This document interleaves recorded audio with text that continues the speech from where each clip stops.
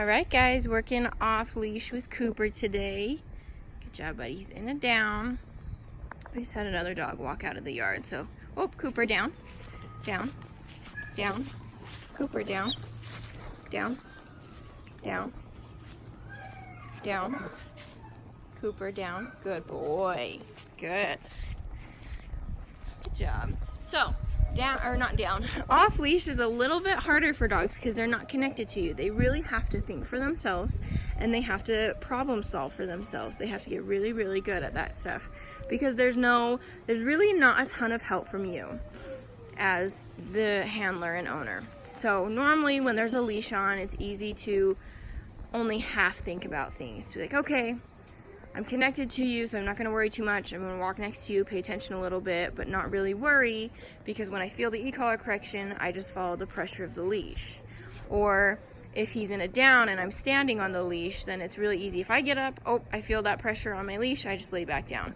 But without the leash and with just the e-collar, he has to do a lot of that on his own. I'm going to correct him verbally, but I'm also going to only correct him on the e-collar.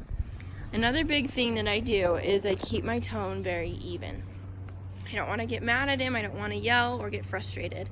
I want my e-collar to do the talking and for me to just keep my tone the same at all times. Whether I'm happy, sad, mad, or frustrated, I just want to be the same as far as my tone and voice goes.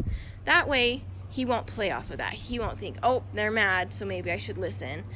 He'll listen all the time no matter what because the consequence, being the e-collar, will stay the same. Levels change, but the meaning stays the same. Good job, buddy. Cooper, come. Good boy. Good job. Sit. Cooper, sit.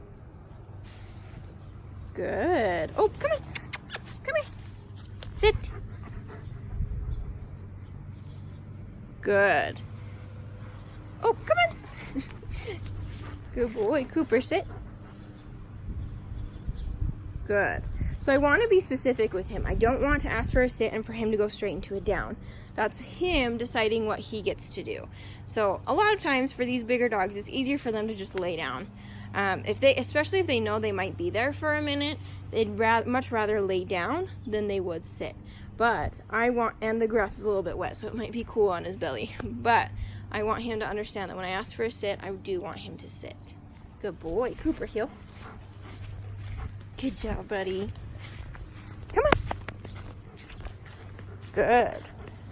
Good boy. Heel. Good job. Good. So as we're healing, come on. He has to keep pace with me. He has to keep direction with me. Cooper, sit. And he's got to stop and sit when I stop and ask for that sit. Good boy. Good job, buddy. So in the heel, when there's no leash, he really has to think. With everything off leash, he really has to use his brain. But in the heel, it's a little bit different because if he is, this far away from me, that is technically out of position. But I don't have a leash to tug him, to pop him back into position, help him out directionally. I just have an e-collar and my voice. So what I do is I use a little bit more body language, but I'm mostly just using e-collar. I'm gonna hold down my e-collar button, I'm gonna pat my leg and say heel and help him understand, look, this is where I want you to be. But in Cooper's mind, he has to feel the e-collar, understand that he was in a heel, look over, realize that there's space where there shouldn't be space, and fix it himself. So this is really making him accountable for his actions and his obedience, because the correction of the e-collar isn't going to go away until he fixes it. So he has to understand and remember everything he's been taught on leash. Good boy. Good job, Cooper. Cooper, come. Good boy. Good. Good job. Cooper, heel. Come on. Come on, good boy.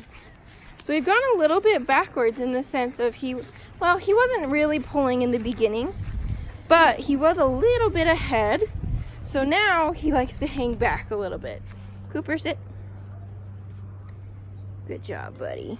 Good. So now instead of coaxing him backwards, I'm having to coax him forward. But as soon as we hit that sweet spot, he'll maintain that really well.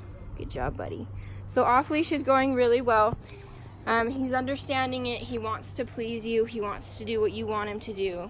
And so it's just gonna get better and better from here. We're gonna clean it up, make sure he stays in that really good heel position and does everything really nicely off leash. Huh, buddy?